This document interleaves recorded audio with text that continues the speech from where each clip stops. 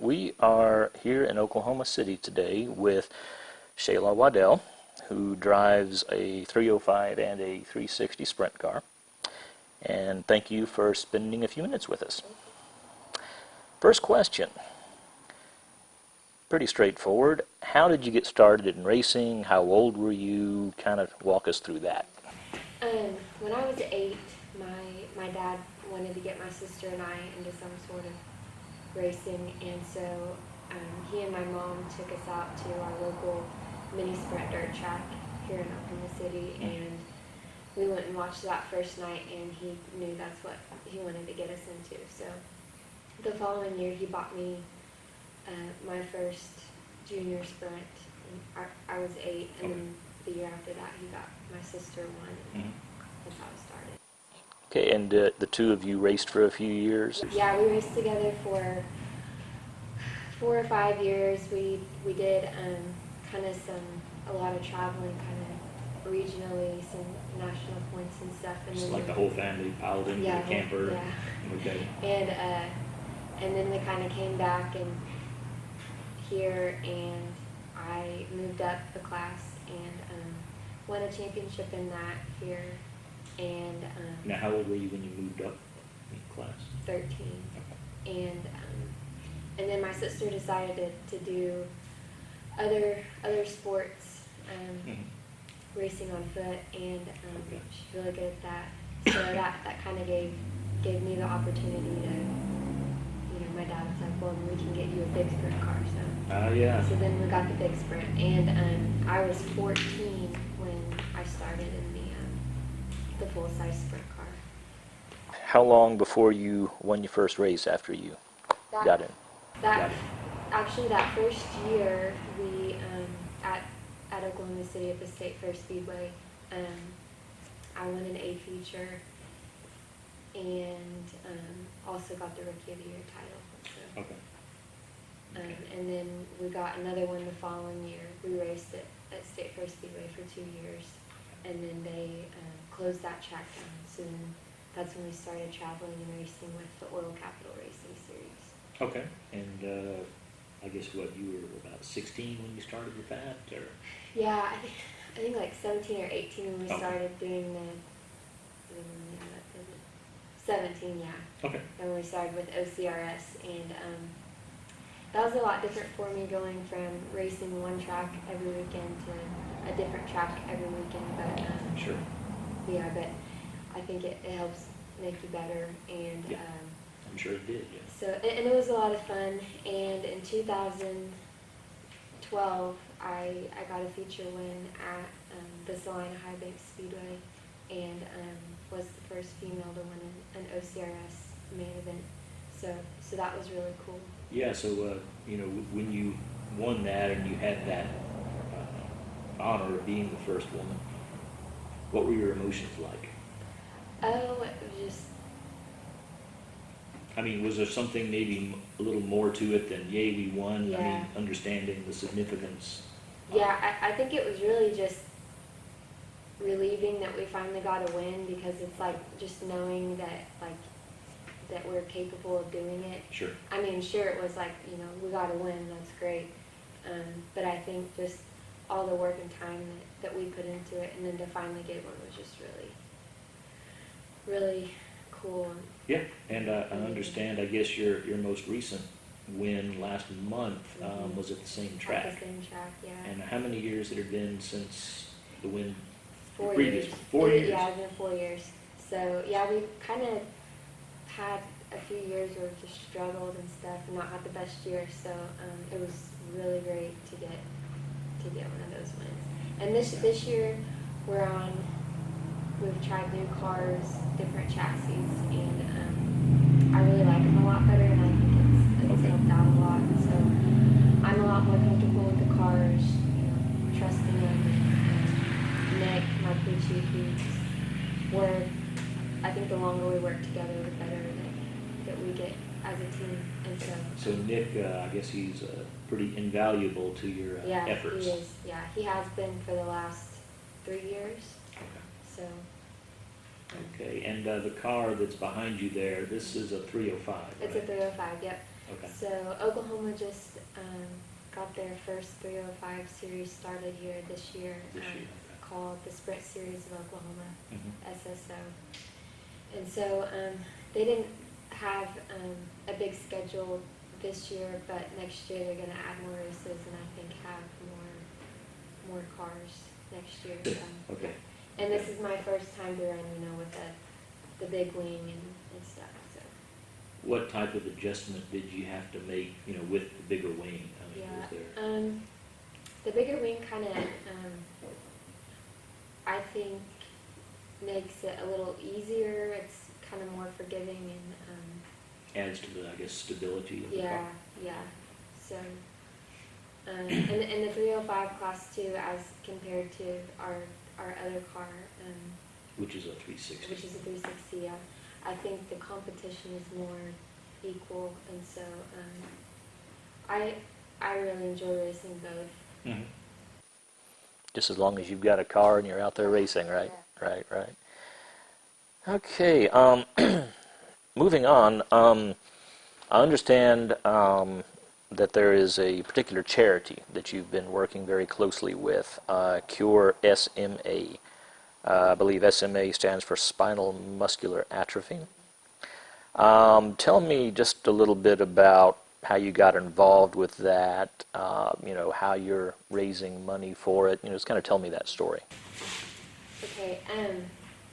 So I had one of my sponsors, in return for his support, the deal was to put the Cure SMA on the car. Okay. And also with this card, donate half of our winnings to the charity at the end of the year.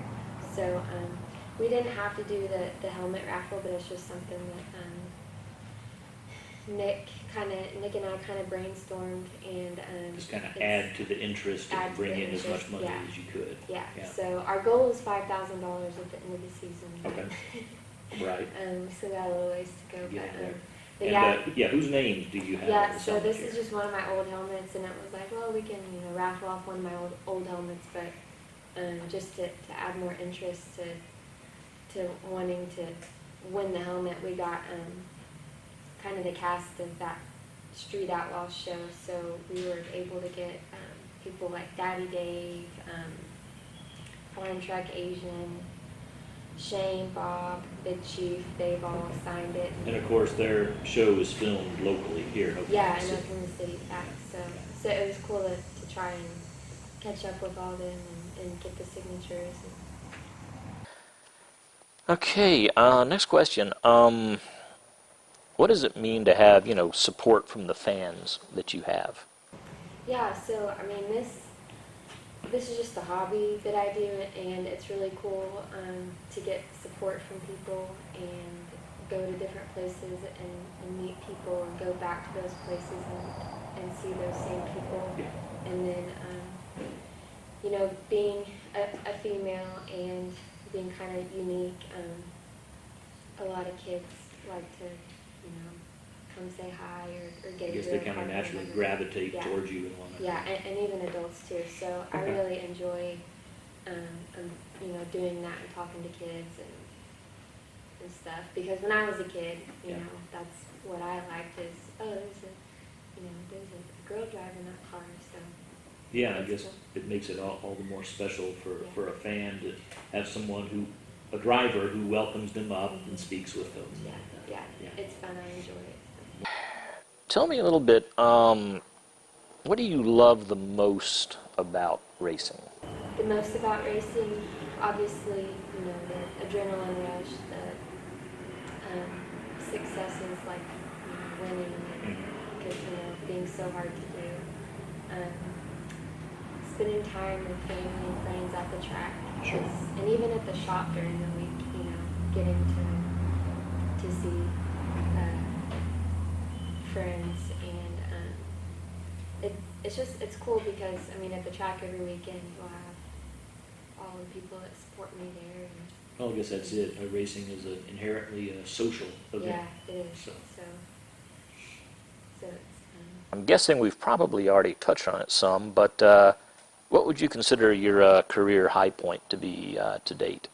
Yeah, so I think think of that, I just think of the recent win Sure. a month ago, just because it had been so long since we'd gotten a win, and it's just kind of reassurance that for us, you know, and all the work and time we put in to finally get a win, because we've really tried this year to, win. So, so that was really great to get that, because it is so really hard to do. I mean, with the Oil Capital Racing Series and even the 305 Series, there's 8 to 10 guys every week that can win, that I have to beat to win, and so it takes a lot of luck and a lot of having the car set up right, and me too being on my game. So kind of just bringing it all together, yeah, everything coming together. So for others, it's probably a little easier to get a win, and maybe not,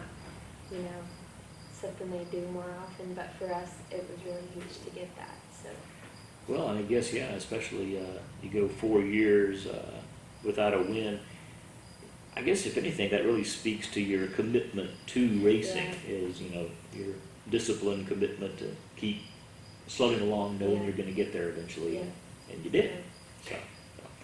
Okay, on the flip side, what would you consider your biggest challenge in racing? The biggest challenge is those slumps.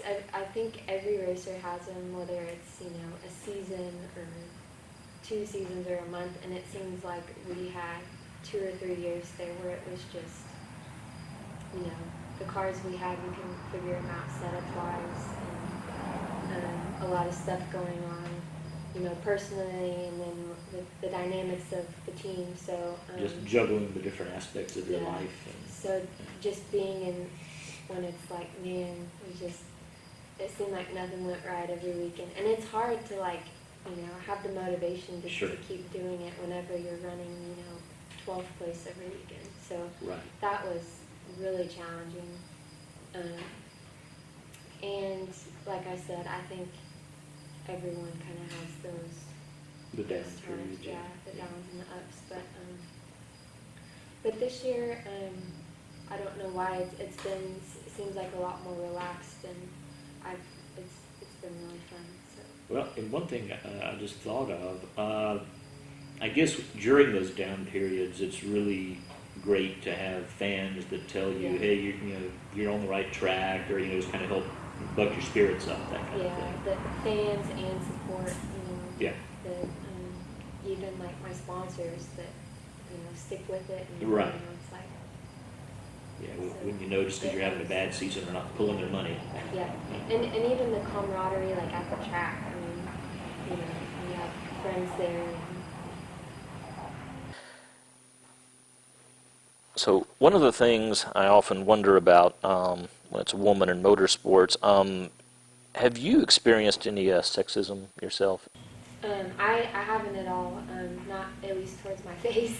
Right. I've always just been treated as another racer, on and off the track, I think. And I think maybe that does happen, you know, with others. Right. I've never experienced it. But you've been fortunate in that respect, okay. And finally, I wanted to ask you, I believe you said, you know, racing is a hobby, and it's a huge hobby for you, but do you have any goals for racing beyond what you're doing now? I mean, for me, it's just, I think I've come to realize that it's just going to be a hobby, and always will be. And I think the level we're at now is probably where, you know, what we'll kind of stay at, I guess, if you want to stay. And but I guess I would say that's still quite a racing career to be at this level. Yeah, I mean, it's a hobby, but it's a